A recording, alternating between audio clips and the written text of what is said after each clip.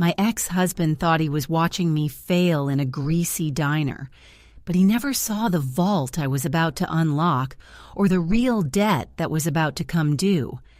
The cheap, flickering fluorescent light of the diner cast long, sickly shadows across the vinyl booth, mirroring the gloom settling deep in my chest. Across the sticky Formica table sat Mark, my ex-husband, his perfectly tailored charcoal gray suit looking offensively crisp against the backdrop of cracked linoleum and the smell of stale coffee. He hadn't changed, still radiating that smug, effortless confidence that used to feel like security, but now felt like a cheap, heavy coat I'd finally managed to shed. "Honestly, Sarah," he sighed, leaning back, the springs in the booth groaning in protest, "I just worry about you. Seeing you waitressing at this place, it's depressing. I mean, I offered to let you move back into the condo, at least temporarily until you get your feet back under you, but you're too proud, aren't you?" I gripped my lukewarm mug of diner coffee, the ceramic rough against my fingertips. The question wasn't genuine concern, it was an ambush, a calculated jab delivered with the soft condescension only someone who has everything can muster for someone who has almost nothing. "I'm fine, Mark. I'm managing," I managed, forcing a polite, tight smile that probably looked more like a grimace. He laughed, a short barking sound that always grated on my nerves. "Managing? Sarah, your car just got repossessed last month. I saw the tow truck pulling that pathetic little Honda away from your apartment complex. And don't pretend you didn't default on the student loan payments I co-signed for. I had to step in, you know. Again. Out of the goodness of my heart, of course." He took a deliberate, slow sip of his expensive iced latte, his eyes never leaving mine, cataloging my threadbare blouse and the faint stain on my apron. "It was a temporary setback," I murmured, staring down at the Formica, tracing the pattern of invisible cracks. The truth was, the setback had been devastating. After the divorce, the settlement had been meager, barely enough to cover the first month's rent on that tiny studio apartment. My small side business, the artisanal soap making, had bombed spectacularly, leaving me drowning in debt and working double shifts just to afford ramen noodles. Setback? Darling, this looks like the sequel to failure. Do you even look at your bank account? I hear the tellers are starting to recognize you by the sound of your frantic keystrokes. You're scraping by, Sarah. You're one late utility bill away from sleeping in that sad Honda you used to drive. He leaned in conspiratorially, his voice dropping to a stage whisper meant only for me. "Look, I know you're struggling, and I hate seeing it. It makes me look bad, having my ex-wife scraping tips in a grease trap. Just admit you need help. Admit you were wrong to walk away from stability." His words, meant to humble me, usually worked. They usually made my stomach clench with shame and the bitter taste of failure. But today, something was different. Today, the shame was overlaid with a strange, almost icy calm. Maybe it was the fatigue, or maybe it was the reality of what I was hiding just 3 blocks from this diner, tucked safely away in a high-security vault. "I think," I said, finally meeting his gaze, letting a genuine, unforced smile touch my lips for the first time that morning, "that you're making a lot of assumptions, Mark. Assumptions based on old data." He blinked, momentarily thrown off balance by the sheer confidence radiating from me, a stark contrast to the defeated woman he expected to see. "Old data? What the hell are you talking about? I saw the eviction notice taped to your door last week." I shook my head slowly. "You saw what I let you see, Mark. You always saw the Sarah who needed rescuing, the one who couldn't manage the mortgage or the investments. You never understood that the only thing I ever truly wanted to escape was you." I paused, letting the silence stretch taut between us, the clatter of dishes in the kitchen suddenly sounding miles away. You keep mentioning that repossessed car, that poor little Honda. Such a shame, right? Except, funny thing about repossession, when you're broke, they take the car. When you're not, you just pay off the outstanding loan, sign some paperwork, and suddenly the car is legally yours again, with a brand new title. Mark's composure finally cracked. A flicker of confusion crossed his face, quickly hardening into suspicion. "What are you implying, Sarah? Did you win the lottery?" "Because I would know if you won the lottery. I still have access to your old shared accounts, even if they're empty." I cut him off, placing both hands flat on the table, leaning forward until my face was inches from his perfect, expensive cologne cloud. "No lottery, Mark. Something much older. Something you always mocked me for pursuing. Remember that dusty old family legend? The one about my great-great-grandmother and the lost shipment of pre-Civil War silver she supposedly smuggled out of Charleston?" He scoffed, rolling his eyes dramatically. "Oh, God, not the pirate treasure story. Sarah, we are in a greasy spoon diner, and you're talking about mythical silver. Grow up." I did grow up, Mark. And while you were busy acquiring assets that I could track, the houses, the stocks, the stupid boat, I was quietly pursuing assets that were almost impossible to trace. Assets that require specialized, utterly secretive liquidation processes. I let the weight of the next word sink in, watching the color drain slowly from his face as realization dawned, replacing the smugness with pure, blinding horror. "You see, Mark, the reason I couldn't afford the insurance payment on that Honda wasn't because I was broke. It was because I was redirecting all liquid cash flow to the escrow account for the private auction house in Geneva." I paused, allowing the final devastating blow to land, my voice dropping to a lethal whisper, heavy with finality. "The auction closed yesterday, and the initial wire transfer, the deposit alone, was substantial. So substantial, in fact, that the processing fee alone is enough to buy this entire diner, Mr. Financial Prudence.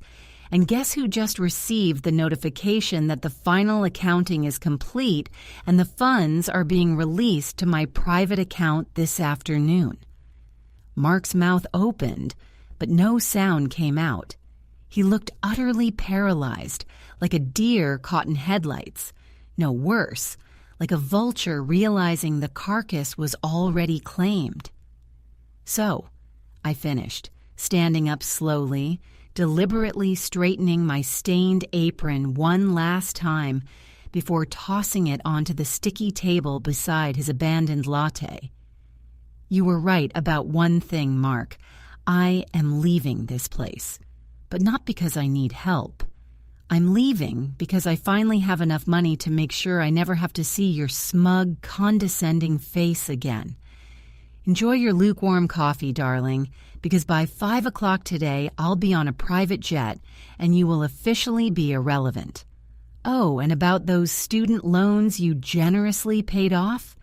I've already wired the full amount, plus a substantial, non-negotiable punitive fee to your lawyer's office. Consider it severance pay for being such a spectacular waste of my early 20s. Now, if you'll excuse me, I have a plane to catch. See you never." I turned toward the door, my spine ramrod straight, feeling lighter than air.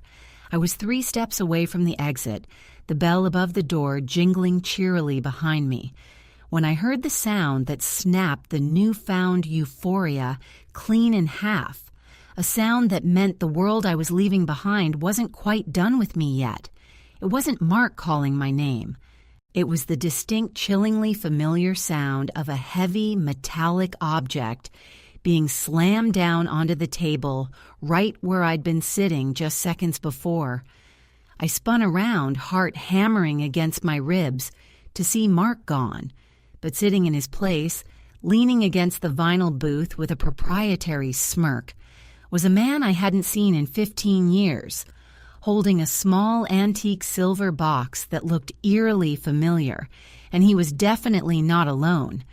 The man sitting in Mark's vacated space wasn't just a stranger. He was a ghost from the part of my life I'd deliberately buried the deepest, the part before Mark, before the diner, before the crushing weight of normalcy. He was tall, built like granite, and his expensive suit didn't look tailored. It looked like camouflage. His eyes, the color of glacial ice, scanned the diner with predatory efficiency before settling solely on me. The silver box he'd slammed down wasn't just similar to the legends. It was identical to the sketches my grandmother had kept hidden in the lining of her hope chest. It was stamped with the crest of the original shipping magnate, the very man whose silver supposedly vanished off the coast of South Carolina. "Well, well, Sarah," the man said, his voice a low, gravelly rumble that seemed to absorb the surrounding noise. He didn't look like a buyer. He looked like an enforcement agent. That was quite the dramatic exit. Geneva, huh? Always aiming high, even when you were scraping pennies for rent. My breath hitched. My carefully constructed facade of independent wealth shattered instantly. This wasn't about Mark's petty mockery anymore. This was about the secret fortune, the reason for the silence, the reason for the convoluted, secretive liquidation process. "Who are you?" I demanded, trying to keep my voice level, but the tremor was audible. I instinctively backed up against the counter, my hand searching blindly for something, a stray spatula, anything to use as a weapon. The man smirked, picking up the antique silver box and turning it over slowly in his large hands. "Let's call me the custodian of family legacy, shall we? Or perhaps the reluctant heir of your great-great-grandmother's rather unwise business partners." He snapped the box open with an audible click. Inside, nestled against dark velvet, wasn't bullion, but a single tarnished silver locket, intricately carved. Mark was an idiot, Sarah. A loud, boastful, easily manipulated idiot. He saw the empty bank accounts, the repossessed car, and assumed you were the victim. He never considered you were merely laying groundwork for a much larger, much older debt collection. He gestured vaguely toward the door where Mark had vanished, likely to call his lawyer about the punitive fee. He was a distraction, a noisy, self-important smokescreen for the real players. The tension in the diner ratcheted up. The cook stopped flipping pancakes. The waitress froze mid-pour. Everyone pretended not to notice the standoff between the impeccably dressed stranger and the woman in the stained apron holding a silver heirloom. "The family legend was a cover story," I whispered, the realization burning in my throat. It wasn't silver that was smuggled. It was information, the man finished for me, nodding approvingly.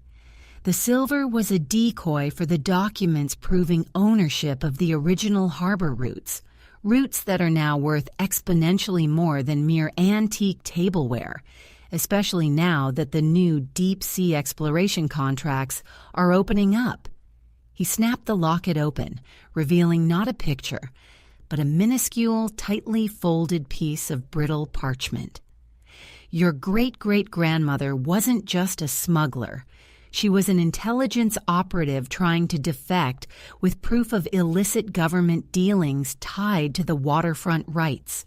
Proof that, conveniently, was encoded into the design of that silver set she supposedly owned. My mind raced back through decades of hushed family whispers, fragmented stories told in broken English around holiday tables. I'd always thought they were just fanciful tales to explain why we were poor but noble. I'd used the story as my ironic cover when I started my own small business. my artisanal silver-inspired jewelry line. The sheer audacity of the lie had always amused me. "Who are you working for?" I demanded, my voice regaining some of its earlier steel. If this is about those rights, the auction house in Geneva was supposed to handle the final transfer under the umbrella of that shell corporation I created. The shell corporation that Mark, bless his nosy heart, was actively investigating for tax fraud? The man interrupted, a genuine cold smile spreading across his face. The auction house was compromised weeks ago. We let you go through with the sale. We let you believe you were safely funneling the funds into your new offshore account, the one you set up using the pseudonym of Eliza Sterling. My blood turned to ice. Eliza Sterling, my new identity, the key to my entire financial escape plan. I hadn't told anyone that name. Not my lawyer, not my accountant, not even the encrypted password manager I used. "How do you know that name?" I managed, my voice barely audible. The man leaned forward, his shadow engulfing the area around the booth. He didn't answer the question directly.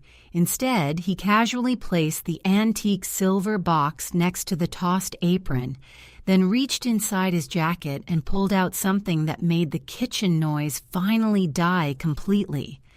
It wasn't a gun, though it felt infinitely more threatening. It was a sleek, black device, humming faintly, displaying a live feed. The screen showed the interior of a massive, high-security vault. Rows upon rows of perfectly polished, undeniably authentic silver artifacts, candelabras, serving trays, ornate flatware, all stamped with the same recognizable crest.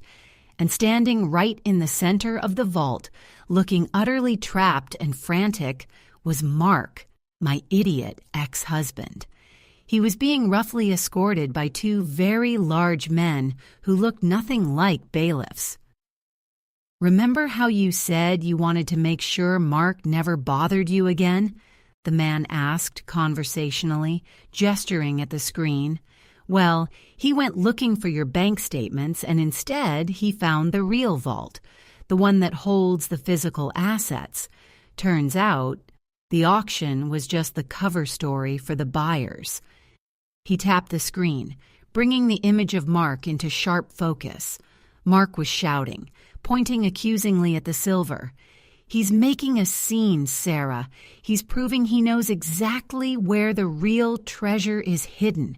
And you know what happens to loose ends who expose highly sensitive, highly valuable, potentially illicit assets that were supposed to remain completely untraceable." The man's glacial eyes bored into mine.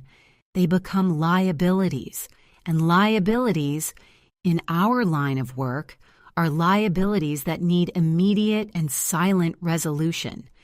You have precisely 10 minutes to decide whose side you're actually on, because right now, Mark is singing like a canary about his divorce, and they are getting very impatient with his lack of key information. He snapped the device off, leaving the diner suddenly dark in comparison. "Tell me, Sarah, are you walking away today into your new life, or are you walking back into the fire to save the man who mocked you into poverty?" The silence following the man's question was thick enough to choke on. The cook had dropped his spatula entirely, and the waitress was slowly backing away toward the kitchen door, her eyes wide with shared, paralyzing terror. I was trapped between the exit, my glorious ticket to freedom, and the man holding the absolute proof that my freedom was contingent on a life-or-death negotiation involving my ex-husband, Mark. The man I spent the last year celebrating having finally escaped, the man whose failure had been the foundation of my success. Now his stupidity had painted a target directly on my back, and he was being held hostage in a vault full of what was essentially family contraband. "You set me up," I whispered, the realization hitting me with the force of a physical blow. The whole liquidation, the Geneva auction story, it was all bait to draw out anyone investigating my sudden liquidity. The man, the custodian, nodded once, a gesture of grim acknowledgement. Brilliant misdirection, wasn't it? We needed you to think you were finally safe and sound, scattering your new wealth. The moment you started moving those funds, the noise would alert the other parties, the ones who still believe those roots belong to their ancestors, not your great-great-grandmother's clandestine organization. He gestured toward the antique silver box again. That box, by the way, isn't just a decorative prop. It's keyed to the vault's access panel. Your great-great-grandmother was paranoid. She loved redundancy. Mark, in his panic, probably tried to use it as leverage, only to discover it only works if the primary user confirms a biometric signature. My hand trembled as I looked down at my own palm, the hand that had kneaded dough for cheap soap, the hand that had served countless greasy burgers. My fingerprints were my only uncompromised asset. "So, what do you want?" I asked, moving cautiously around the table toward the custodian. I needed to get closer to that box. If Mark was in danger because of my secret, then the only way out was through it. "You want the information coded in the documents? I told you that's already in escrow." "We want control over the dispersal schedule. The family rights are delicate. We can't have a sudden flood of cash destabilizing the maritime insurance markets right before the contracts finalize. We need someone reliable, someone who understands the legacy, to manage the slow, quiet integration of the funds over the next decade." He leaned in, his voice dropping to an almost seductive conspiratorial tone. "We need you, Sarah, and we need you to go into that vault, calm Mark down, and secure the primary access keys before his hysterics cause irreversible damage to the assets." "And if I refuse?" The custodian didn't need to elaborate. He simply tilted his head toward the black device he'd placed back in his pocket. "He becomes a loose end that needs tying off, permanently. And then we come for you, taking the Eliza Sterling funds by force, which will leave you precisely where you started, broke, hunted, and without a single ally." My heart was pounding a frantic rhythm against my ribs. In the space of 10 minutes, I had gone from celebrating my financial emancipation to facing a clandestine operation that utilized my dead relative's historical secrets, leveraged my ex-husband's pathetic greed, and demanded my immediate surrender. 10 minutes, I repeated, glancing at the diner clock ticking ominously above the counter. It read 11:52 a.m. "Give me 5. I need to leave a message." The custodian raised a skeptical eyebrow, but the flicker of interest in his eyes suggested he thought I was finally considering the offer. "A message for whom?" "For the man who will soon be my new lawyer," I stated, nodding toward the door where Mark had fled. "He needs to know why I won't be answering his calls about the punitive fee." I pulled my phone from my apron pocket, the cheap, cracked screen a stark contrast to the antique silver on the table. I quickly texted Mark's lawyer, keeping the message deliberately vague but urgent. Urgent.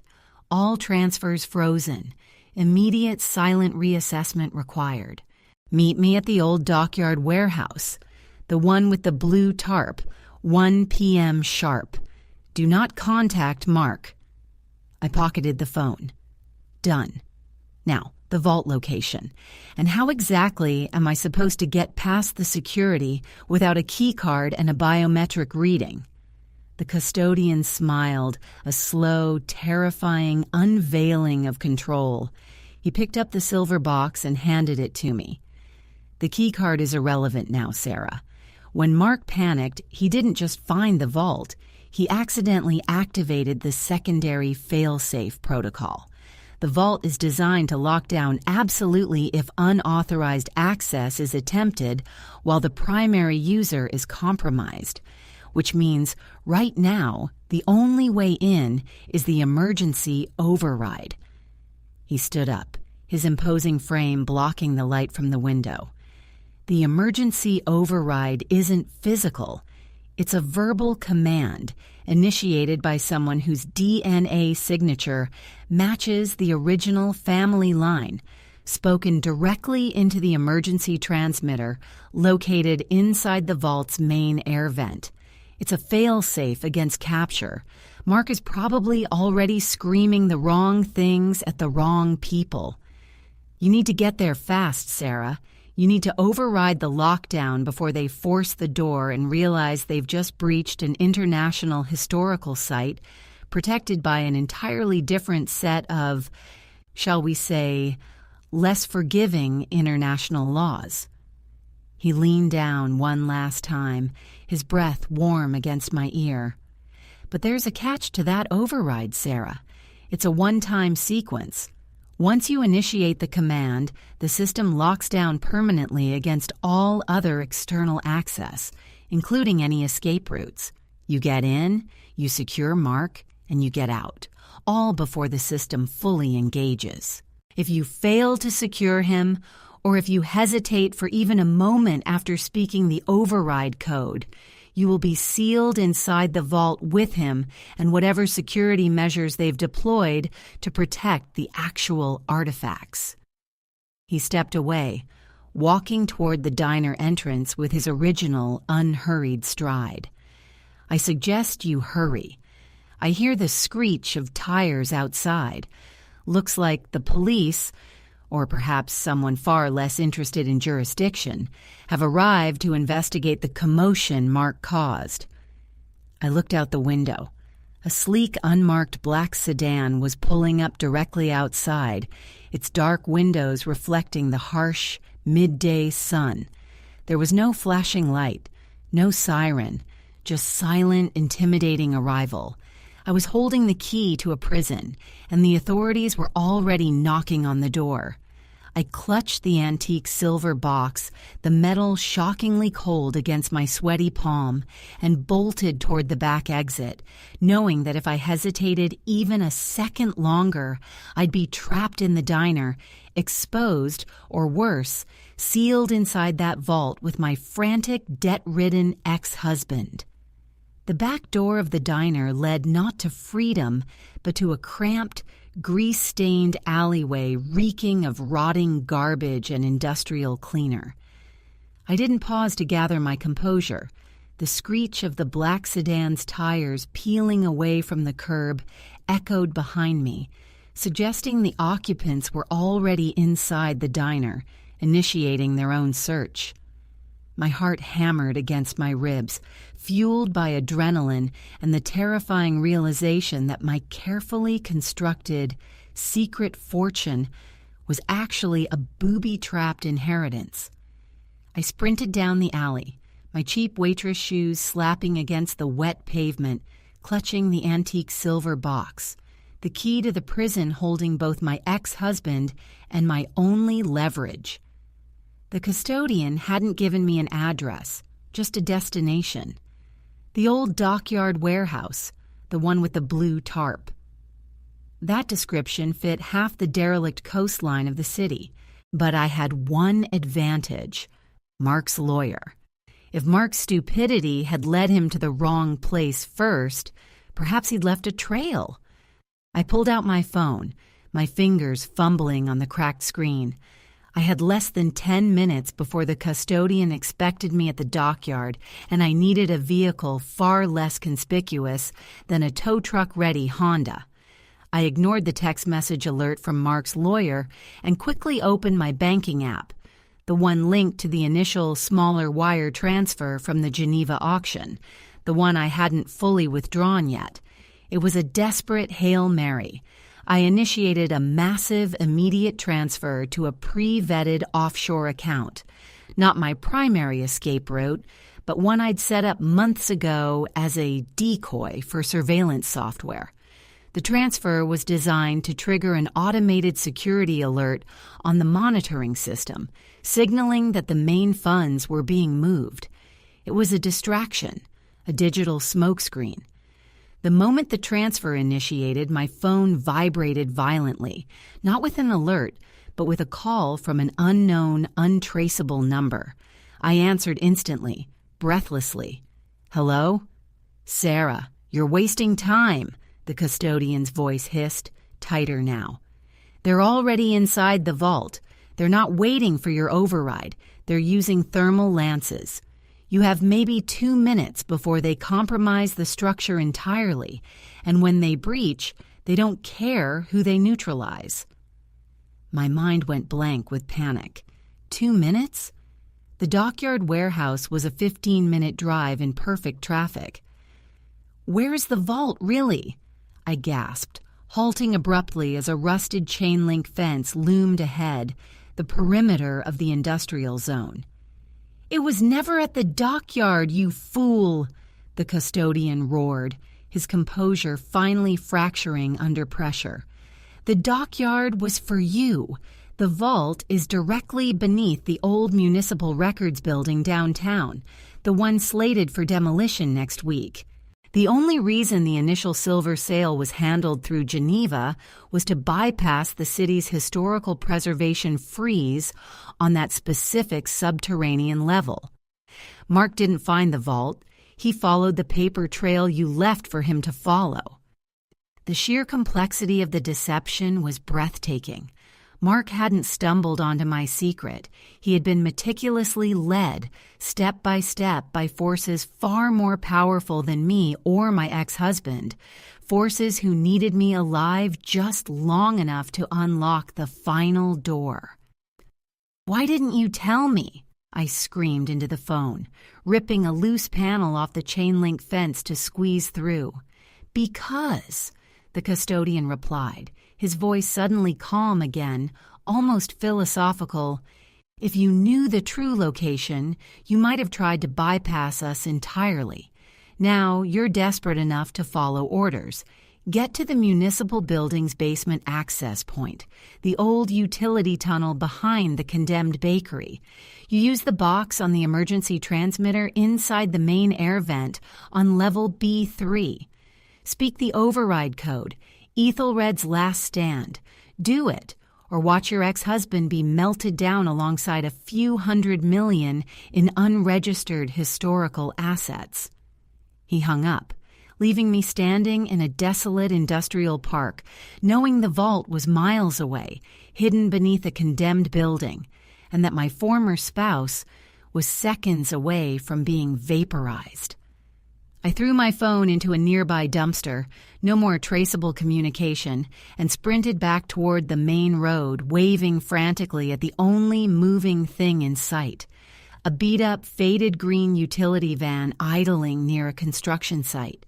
I threw open the driver's side door without knocking, vaulting into the seat before the stunned, middle-aged driver could react. "Downtown! Municipal building! And if you value your kneecaps, you don't ask questions!" I yelled, shoving the silver box onto the dashboard and wrenching the gear shift into drive. The driver, thankfully more stunned than resistant, simply nodded, his eyes wide. The ancient van sputtered violently before lurching forward, gaining speed far too slowly for the emergency I faced. Downtown was chaos. The municipal building was surrounded by official-looking black vehicles, but they weren't local police. They were armored, silent, and radiating menace. I couldn't drive the van anywhere near the entrance. I abandoned the vehicle in a loading zone, ignoring the blare of the horn, and vaulted out, clutching the silver box tight. I found the utility tunnel entrance exactly where the custodian described, a crumbling archway behind the bakery, hidden by a massive, water-damaged blue tarp that I now realize Mark must have stumbled upon during his futile investigation, thinking it was a clue to my fabricated Geneva route. I scrambled into the dark, claustrophobic tunnel, The air was damp and smelled of mildew and ozone. My cheap phone flashlight barely cut through the oppressive darkness, but I could hear it. A faint, rhythmic, high-pitched buzzing sound coming from deeper within. The thermal lances.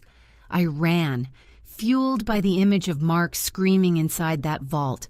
I found the rusted ladder leading down, level B3. The descent was agonizingly slow, the metal rungs slick with condensation.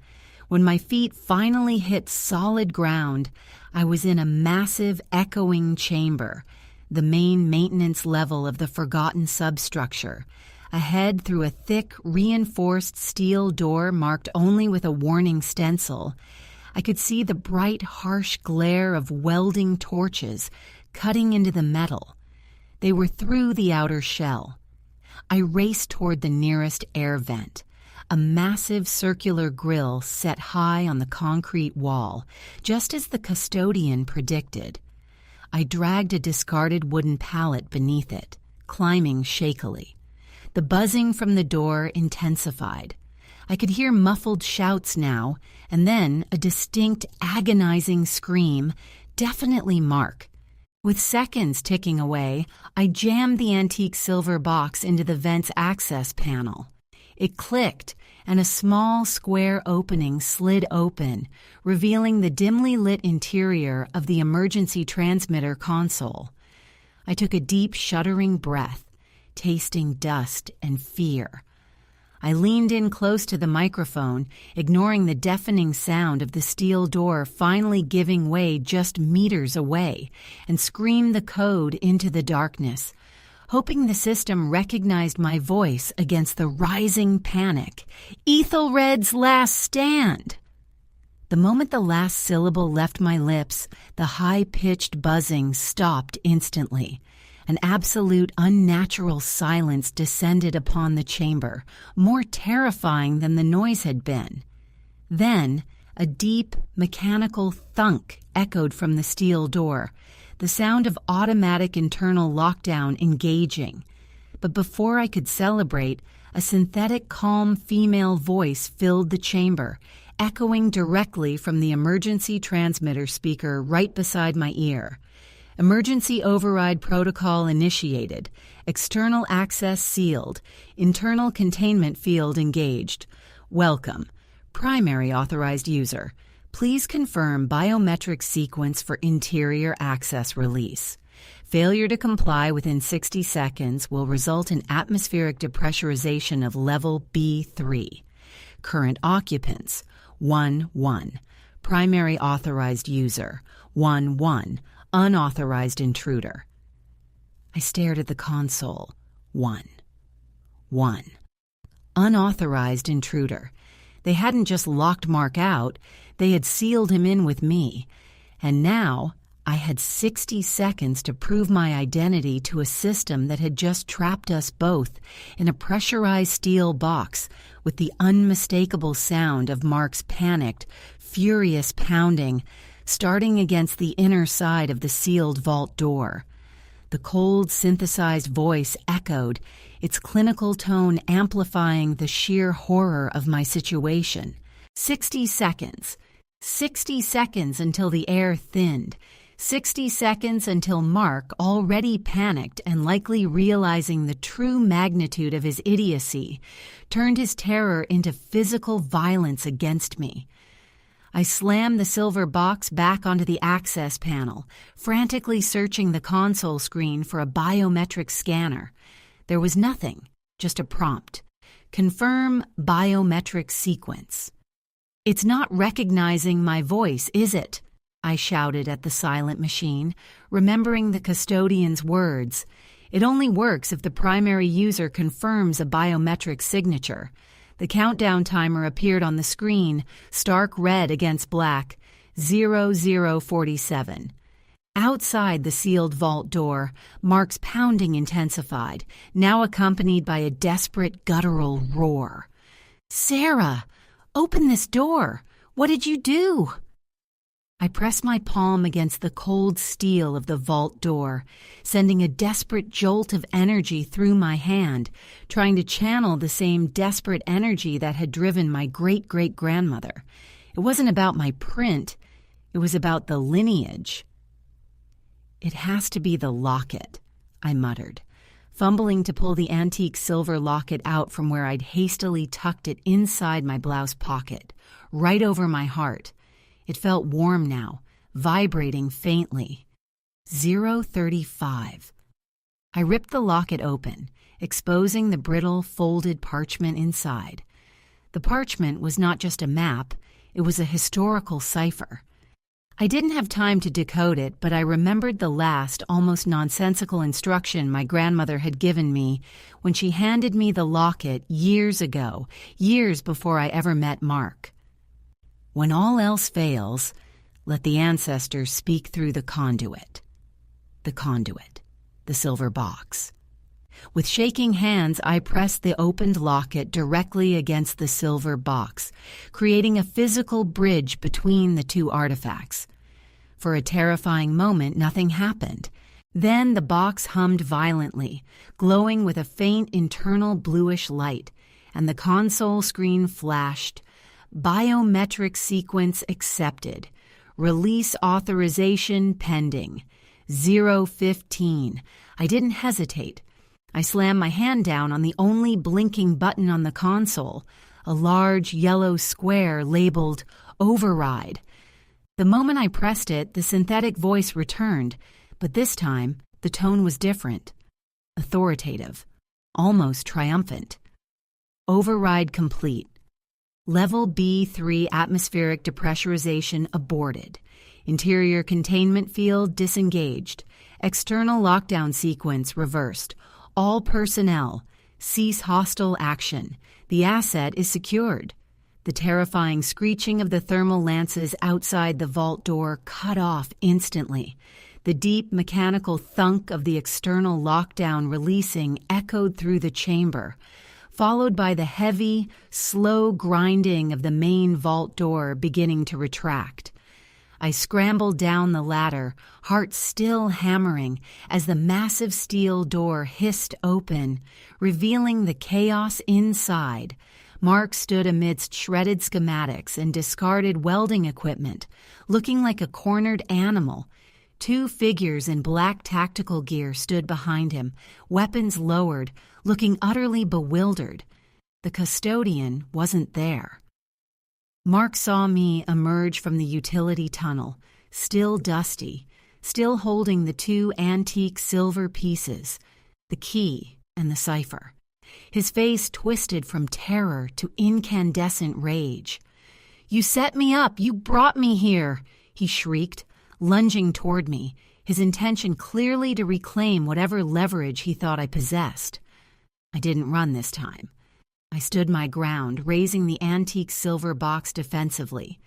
"Don't," I warned, my voice steady, resonating with a strange, inherited authority. "You are the unauthorized intruder, Mark, and I'm the primary authorized user." The two tactical guards snapped to attention, stepping in front of Mark, blocking him from me entirely. They didn't look at Mark, they looked at me, waiting for instruction. I looked past Mark, back into the maintenance tunnel, knowing the custodian had orchestrated this entire sequence, leading me in, forcing the override, and ensuring I was recognized as the sole authorized party before the real security arrived. I turned my back on Mark, ignoring his pathetic cries as the guards efficiently restrained him. I walked back toward the utility tunnel opening, the silver box clutched tightly in one hand, the locket in the other. I could feel the faint, residual warmth from the system, recognizing my lineage. As I reached the mouth of the dark tunnel, a figure detached itself from the shadows near the ladder. The custodian. He hadn't left. "Clever girl," he murmured, his icy gaze assessing the situation behind me. "You prioritize the seal over the fugitive. Smart. Mark is messy collateral, but he's contained." He stepped aside, gesturing toward the ladder leading back up to the condemned bakery. "The funds are safe, Sarah. Your inheritance is secure. We have much to discuss regarding the administration of those maritime routes, but that can wait for Geneva. For now, you walk out of here clean." I paused at the base of the ladder, looking back at the wreckage of my marriage and my former life, now physically sealed behind a massive steel door with my enraged ex-husband. "One last question," I said, clutching the silver box. The one thing that actually mattered now. "The custodian. Who are you, really? And what happened to the original family that owned this silver?" The custodian smiled, a genuine, weary smile this time, devoid of malice. He reached into his jacket and pulled out a single official-looking document, an original naval charter from the 1850s, brittle and water-stained. He flipped it open to the signature page. "We are the protectors of the peace, Sarah," he said softly. "And as for the original family, they didn't smuggle the silver out. They were paid to hold it for safekeeping until the statute of limitations ran out on the treason charges. My name is Ethan Hale, and my great-great-grandfather signed the document authorizing your great-great-grandmother to take possession of this leverage in the first place. You didn't inherit silver, Sarah. You inherited a centuries-old, legally binding debt obligation." He gestured to the ladder. "Go, take the assets and run. But know this, the debt is eternal, and I will be watching every move Eliza Sterling makes." I climbed the ladder, leaving the echoes of Mark's muffled shouts behind me, emerging into the dusty, abandoned bakery basement. The world outside was still reeling from my brief, spectacular failure and even more spectacular recovery. As I looked out the grime-caked window at the city skyline, now a landscape of opportunity, not obligation, I knew the freedom I craved wasn't simply about having money. It was about understanding the true, dangerous legacy I held in my hands. And I knew, with chilling certainty, that Ethan Hale wasn't just watching for my first mistake. He was waiting for the day I was forced to use that debt against someone else. The game hadn't ended. It had simply upgraded its players, and I was now firmly seated at the table.